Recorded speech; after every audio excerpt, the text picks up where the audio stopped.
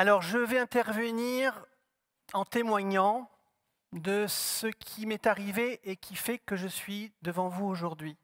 Effectivement, tout a commencé avec un stage de découverte de la communication animale, de la communication intuitive, en avril 2017, auprès de Corinne Dupérat.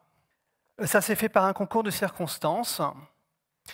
En fait, j'ai voulu assister à ce stage. Je dis assister au départ parce que j'y allais en tant qu'observateur, parce que je voulais déjà à l'époque, avec l'association, créer un grand événement autour de l'éthique animale, de la conscience animale. Et je me disais que s'il était possible de communiquer entre des humains et des animaux, ça serait extraordinaire. Mais jusque-là, on va dire que voilà, il y avait eu des jalons avec Anna Breitenbach, avec des communicatrices que j'avais rencontrées comme Laïla Del Monte, mais ce n'était pas encore rentré là. Et donc, je voulais réaliser par moi-même, en fait, ce qui était avéré ou pas selon moi. Et donc, en fait, j'ai assisté à ce stage. On était une dizaine. Et en fait, j'ai apporté 2 photos de mes chats, Malo et Pouchou. Il s'est passé que quand j'ai présenté les 2 photos de mes 2 chats à Corinne, Corinne m'a dit à un moment donné « Ah, Malo, je vais choisir Malo comme expérience. » Et là, tout de suite, l'information qu'elle a reçue, qu'elle m'a transmise, ça a été, en fait, tout d'un coup, je reçois cette information, c'est que Malo n'est pas ton chat, mais c'est celui avec lequel tu as la relation la plus intime. Et là, je peux vous dire qu'en une fraction de seconde, le sol s'est un peu dérobé sous mes pieds. Parce qu'en fait, je suis le seul à connaître cette information avec ma femme défunte. Bon. Effectivement, Malo est un chat qui ne m'appartient pas, puisque Malo est un chat qui, il y a quelques années, s'est imposé chez moi, chez nous à l'époque, en quittant sa maîtresse de l'immeuble d'à côté et en faisant des allers-retours de plus en plus fréquents chez nous, avec des séjours de plus en plus longs chez nous, jusqu'à élire domicile chez nous. Je vous laisse imaginer la tête de sa maîtresse. Et ce chat, au bout de 3 mois, a réussi effectivement à s'imposer à force de gratter la nuit à la fenêtre. Et puis à un moment donné, on l'a accepté. Sa maîtresse s'était forcée de venir le récupérer par 2 ou 3 fois, je ne sais plus, mais au moins 2. Sans succès, puisque Malo, quand il voyait sa maîtresse, il la regardait droit dans les yeux du bout du couloir et il feulait. Alors que Malo ne feule pas. Et il allait sous le lit. Donc, après plusieurs tentatives, et puis un peu de diplomatie avec sa maîtresse, on lui a fait comprendre que peut-être qu'à chez elle, elle avait un peu trop de chiens, ou que c'était trop exigu, et que c'était normal qu'il ait envie d'être avec d'autres copains chez nous, puisqu'il y a 3 autres chats. Bon, et Malo, effectivement, donc n'a jamais été notre chat. Sa maîtresse nous a accordé sa garde permanente, c'est tout. Bon, donc l'information quand même était précise. Et ensuite, c'est celui avec lequel tu as la relation la plus intime.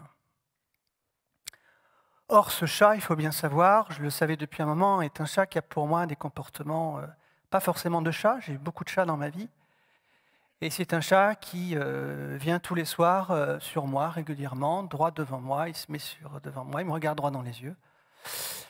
Et il dort avec moi au début de chaque nuit. Et si je ne veux pas, il revient. Donc à un moment donné, j'ai accepté. Ma compagne aussi. Et donc c'est un chat effectivement qui est en fusion. Donc c'était 2 informations que je pouvais effectivement vérifier. Mais c'est allé plus loin puisque Corinne me dit je reçois d'autres informations en substance. En fait, Malo te sent en colère depuis un moment, en train de tourner dans ta vie un peu en rond professionnel, alors qu'en fait, il vient te regarder, pour te transmettre un message, c'est que ta mission, c'est juste d'aller reconnecter les humains aux animaux, c'est normal. Alors que toi, tu cherches, depuis 3 ans, ta mission, ton chemin. Bon, quand je me suis pris ça, c'est évidemment difficile à vérifier, c'était cohérent avec mes projets, mais je me suis pris, on va dire, une première couche préparatoire. Mais le mental a résisté. J'ai pas très bien dormi la première nuit. J'ai rappelé Corinne le lendemain, qui a complété, on va dire, ces informations. Et j'étais troublé, très troublé. Mais le mental résistait. Je pensais être un garçon ouvert d'esprit. Bah, apparemment, non. Pas assez pour tout de suite dire « Ah bah oui, ça existe ». Et donc, je ne sais plus, quelques jours après, je dis « Bon, moi j'ai besoin de choses tangibles ». Et donc, j'ai dit à Corinne, écoute, j'ai un chat qui s'appelle Pépère, on va l'appeler Pouchou, c'est son surnom, qui est malade. Il souffre depuis à peu près 18 mois de ce qu'on appelle une hyperthyréoïdie. Et cette hyperthyréoïdie, en fait qu'il a des vocalisations, comme disent les vétérinaires, excessives. Et en fait, depuis un an et demi, il miaulait, mais c'était des miaulements qui ressemblaient plutôt à des cris. Et surtout entre 5h et 9h du matin, évidemment. Et en plus, dans la journée, de temps en temps, quand il accrochait mon regard, il miaulait aussi très fort. Bon, comme c'est un chat qui aimait beaucoup les câlins, je me suis dit, bon, il a besoin d'être caressé, puis ça le calmait. Je le retournais sur le dos, il adorait qu'on le caresse. Mais au bout d'un moment, je me suis dit, il y a quelque chose, donc j'ai demandé à Corinne. Et Corinne fait une communication avec Pouchou. Et là, je vais vous le faire court en substance, parce que le message peut être un peu long. Me dit, mais en fait, ah oui, il faut bien préciser avant que Pouchou avait un traitement vétérinaire depuis 1 an, assez lourd, le matin, le soir, et que ce traitement fonctionnait moyennement. C'est-à-dire que le vétérinaire me disait, mais en fait, il ne le prend pas, votre traitement. J'ai dit, si, je lui donne. Bon. Et donc, Corinne me dit, mais en fait, l'information que je reçois de Pouchou, c'est qu'en fait, il crie, on va dire, d'une souffrance et du lien d'attachement très fort qu'il avait avec ma femme. En fait, il exprime tout ça comme il peut. Alors je me suis dit, c'est bizarre quand même, ma femme est défunte en 2012, pourquoi ça commence en 2017, l'esprit rationnel qui reprend. Et elle me dit, écoute, j'ai communiqué avec Pouchou, je lui ai expliqué, je l'ai rassuré sur ta femme, Valérie. Elle continue son chemin, et puis toi, tu dois continuer à vivre. Elle l'a rassuré, je ne sais pas avec quel mot, mais elle m'a dit surtout quelque chose d'important.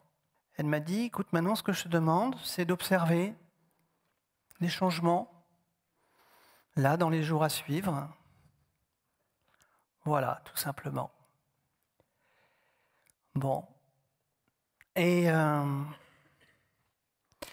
je me souviens plus si c'était le lendemain matin ou le surlendemain matin, mais dans les 2 jours.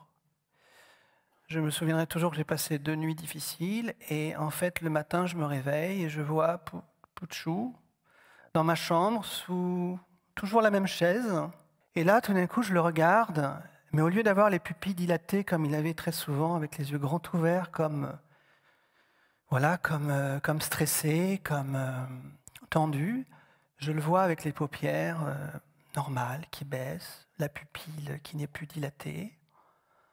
Je le regarde, il se lève, et là, je me dis, ça va être le moment de vérité, parce qu'il passe devant moi, il me regarde, aucun miaulement.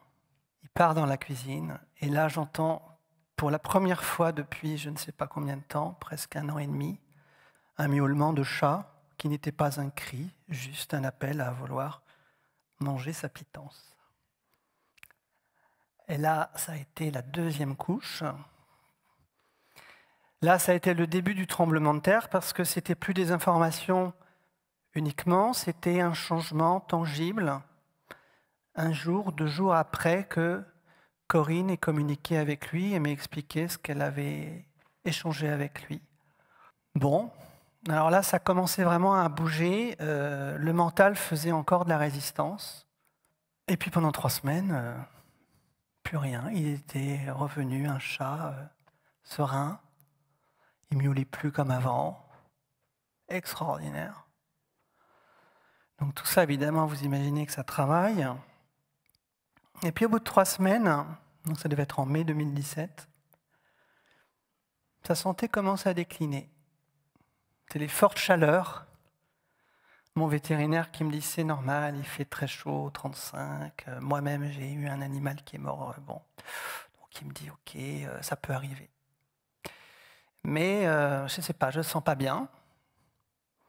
J'appelle Corinne, je lui laisse un message, je lui dis écoute, j'emmène Pouchou au vétérinaire parce que je ne le sens pas du tout là. Et le vétérinaire essaie de me rassurer. Et puis, je sens quelque chose, voilà, un pressentiment. Il me dit si, faites des examens, c'est important, on vous le garde le week-end. Et là, j'ai dit non, j'ai senti qu'il ne fallait pas que je le laisse. Je le ramène chez moi, et je me souviendrai toujours sur le chemin du retour, je portais sa caisse. Et tout d'un coup, Corinne me rappelle, je pose la caisse, et Corinne me dit... il était très fatigué, je ne vous l'ai pas dit, donc il était comme une flamme qui s'éteint. Et c'est drôle parce que, entre guillemets, c'est l'expression qui m'est venue. Et quand Corinne me dit, écoute, j'ai communiqué avec Pouchou, en fait, elle me dit, Pouchou ne veut plus rester à la clinique vétérinaire, il veut rentrer chez toi avec ses copains pour terminer sa vie. Et là, je ne m'y attendais pas du tout. C'est comme une flamme qui s'éteint, elle me dit. Et j'ai la transcription. Et elle me dit, j'ai une autre information. Alors j'étais sous le choc, évidemment, comme quand on apprend ce genre de nouvelles. Et elle me dit, il y a une chose que je reçois comme information, c'est que Pouchou, il a envie d'aller sur ton balcon, une dernière fois, renifler les odeurs de tes plantes. Or, Pouchou, déjà, elle ne savait pas que j'avais un balcon, et ensuite, surtout, Pouchou n'aimait pas forcément ce balcon. Il était plutôt assez allé dans la chambre, mais pas sur ce balcon parce qu'il est très bruyant. Voilà.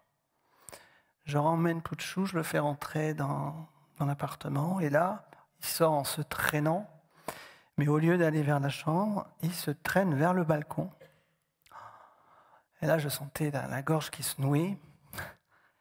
Et il sort sur le balcon, et il y est resté pendant 2 jours et 2 nuits. Malgré la pluie fine qui tombait de temps en temps, on l'a couvert avec une bâche, et il ne voulait pas rentrer. Et donc il passait son temps entre renifler les odeurs des plantes et se traîner pour, j'imagine, se reposer. Et on a essayé de le rentrer 1 ou 2 fois, on n'a pas réussi, donc on a dit ok, on le laisse. Voilà, et puis au bout de 2 jours de nuit, voir ce chat comme ça, dans cet état, c'était difficile. Et je me suis dit, mais est-ce qu'il est prêt? Il n'est pas prêt à partir? Qu'est-ce que je fais? Voilà, et je demande à Corinne, elle me dit, c'est une flamme qui s'éteint, c'est pareil, tu fais comme tu le sens. Lui, il est prêt. Bon. Et puis, voilà, pour 1 ou 2 raisons, j'ai senti que c'était le moment de l'accompagner. Et avec ma compagne, on a aidé Pouchou à partir. Ce qui veut dire que la communication animale, ça sert aussi à ça. En tout cas, moi, ça m'a servi à ça. C'est peut-être aussi aider à choisir le bon moment dans des situations qui sont toujours plus que pénibles. Voilà, et en fait, il avait terminé sa mission. Donc ça m'a quand même, 3e couche.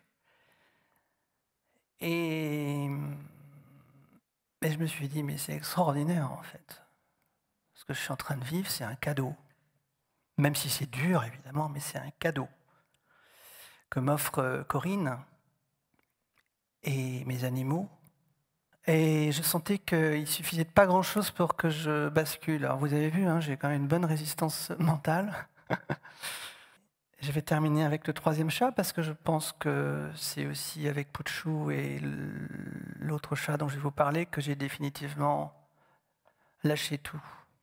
Voilà, lâché prise et consenti à observer la réalité telle qu'elle était.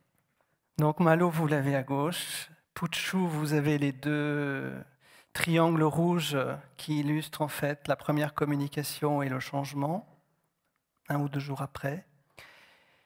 Et puis alors, ce qui s'est passé avec ma troisième chatte, Mignonne, qui est la sœur de Pouchou, 2 ou 3 jours après cette communication avec Corinne, je suis rentré un jour chez moi et j'ai vu Mignonne prostrée, comme je ne l'avais jamais vue. C'est une chatte très sauvage qu'on a du mal à approcher, qui était dans mon appartement, dans le salon, dans son panier.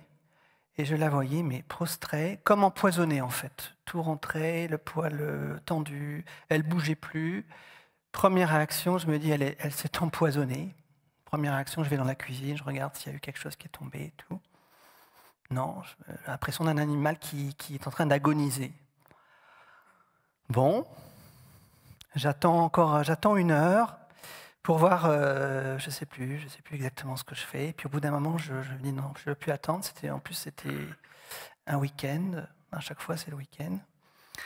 Et j'appelle Corinne. Elle ne me répond pas. Elle était sur répondeur à ce moment-là. J'amène en fait Mignonne qui ne va pas du tout bien chez le vétérinaire. Le dimanche soir, je l'appelle à 11h du soir. Je lui amène.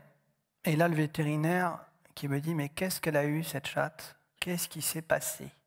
J'ai dit, j'en sais rien, je l'ai retrouvée comme ça. Et puis, alors, il prend les mesures, il prend toutes les constantes, et puis il me dit, un truc qui est bizarre, toutes les constantes sont bonnes, sauf l'hypertension, il est à 28,15. Je ne sais pas s'il y a des médecins dans la salle, ça doit leur dire quelque chose. Et puis, alors, la tachycardie au maximum, je lui dis, je ne sais pas. Ok, il lui donne un cachet, il me dit, vous la ramenez chez vous. Et puis on voit ce que ça donne, mais surtout vous me la ramenez dans 1 semaine pour voir si le cœur, entre guillemets, a pris. Parce qu'il me dit avec une telle tension dans le cœur depuis un moment, voilà, elle n'est pas en bon état. Bon, je rentre, et puis Corinne me rappelle, et Corinne me dit, je communiquais avec Mignonne. Et en fait, l'information que je reçois, c'est que Mignonne, au moment où j'ai fait ce que j'avais à faire, comme coupure d'attachement entre Pépère et Valérie, avec ce lien qui faisait que Pépère était sans arrêt en train de crier. Et en fait, ce qui s'est passé, c'est que Mignonne a réalisé véritablement que Valérie était partie, que ma femme était partie. Et apparemment, elle ne l'avait pas réalisé totalement. C'est au moment où Corinne a fait ce travail-là que 2 jours après, en fait, Mignonne a ressenti quelque chose qui s'est passé dans le travail et dans la communication avec Pépère. Et là, je me suis dit, ça va quand même loin cette histoire. Où je suis? Est-ce que je peux raconter ça à tout le monde? En tout cas, je le raconte à vous aujourd'hui. Et j'ai ramené ensuite Mignonne chez le vétérinaire qui l'a examinée. Ils étaient 2 d'ailleurs. Je ne sais pas pourquoi, ce jour-là, il devait y avoir un vétérinaire en formation. Il regarde, il passe tout ce qu'il faut sur Mignonne. Et je les cherche, essayer de comprendre la cause. Il n'y avait plus rien. Tout était à l'état normal. Je ne sais pas ce que ça veut dire. En fait, il a essayé de me reposer la question en me disant, alors vous avez trouvé la cause? J'ai dit, non.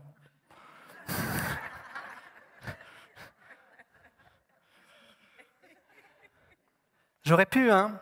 Alors je sais qu'il commence à s'ouvrir lentement. Voilà, donc, mais il faut peut-être y aller progressivement. Et là, je crois que ça a été la 3e couche. C'était en juin. Et là, je me suis dit, c'est extraordinaire ce que j'ai vécu, ce que Corinne m'a permis de vivre, ce que mes chats m'ont permis de vivre. C'est un trésor. Mais ce trésor, il ne doit pas rester juste entre soi, entre toutes les personnes qui sont communicatrices, dans les soins, dans tous ceux qui sont déjà dans cette partie. Il faut absolument le faire connaître, le divulguer, le révéler, le montrer, mais avec un langage adapté. Et je me suis dit, bon, ben, en fait, j'ai pas le choix. D'où ce que je vous disais ce matin, le fait que cet événement a été une décision qui n'était pas vraiment un choix, mais l'appel. Voilà, l'appel de mes 3 chats. Plus Kaline, qui est ma quatrième chatte. Mais alors pour elle, tout va bien. Donc il n'y a pas eu de choses particulières. Voilà, donc je suis tranquille de ce côté-là pour le moment. Et voilà, et tout est parti de là. Et Kaline, qui médite de temps en temps avec moi le soir devant une bougie, et qui d'ailleurs, c'est très drôle, et ma compagne est témoin dans la salle, c'est une chatte qui est devenue de plus en plus câline aussi, alors qu'elle n'était pas il y a encore quelques années. Alors évidemment, tout ça, ça apprend, et puis ça change la vie. Bon, déjà, je ne regarde plus mes chats comme avant. Ah oui, parce que quand même, il faut quand même vous dire que je suis quand même appliqué, on va dire, dans la cause animale depuis très longtemps. Pour moi, que les animaux aient une intelligence, c'est une évidence. Je ne sais même pas pourquoi il faut continuer à faire des études là-dessus. Mais c'est important. Ils ont une sensibilité. Là aussi, pour moi, c'est une évidence. Bon, ok. Mais alors là, Malo, évidemment, je ne pouvais plus le regarder comme avant. Mais vraiment plus. Donc pour moi, c'était une conscience incarnée dans un corps de chat. Ça change un peu les choses. En plus, j'ai pris conscience que je pouvais aussi, moi, communiquer avec lui, que ce n'était pas uniquement un mode de réception. Donc je fais beaucoup plus attention aujourd'hui à la manière dont je communique avec lui, au-delà des mots. D'ailleurs, je lui parle pas plus qu'avant, mais ma posture est différente. Et puis en fait, je découvre que cet accompagnement mutuel que j'ai avec mes chats, ben, c'est une coévolution en fait, et qu'ils m'apportent autant que je leur apporte et qu'on avance ensemble. Parce que Malo a quand même besoin de beaucoup d'affection, c'est un chat qui demande beaucoup. Et un des messages d'ailleurs, c'est que j'étais pas assez souvent avec lui, mais je ne sais pas comment faire plus, puisque je suis très souvent chez moi. Ça a changé quoi? Ben, ma vision des priorités, bien sûr. C'est sûr que je fais un métier que j'aime depuis 24 ans. Je fais du coaching, du conseil en management, en conduite de changement. Bon, on aide les organisations, les managers à faciliter des changements. Bon, enfin là, c'est vrai qu'avec ce que j'ai vécu, je me suis dit, mais ma mission, elle est plus que là-dedans. Et comme disait Einstein, ceux qui ont le privilège de savoir ont le devoir d'agir. C'est-à-dire qu'il y a eu un avant et un après. Je ne peux plus faire comme si je ne savais pas. Et à partir du moment où je ne peux plus faire comme si je ne savais pas, eh ben, ma responsabilité, elle est où? Et donc ma responsabilité, ben, depuis 1 an, elle est de travailler avec toute l'équipe TAC et tous nos premiers cercles et tous nos alliés pour que déjà ce premier événement existe et contribuer à diffuser, en fait, voilà, cette communication intuitive.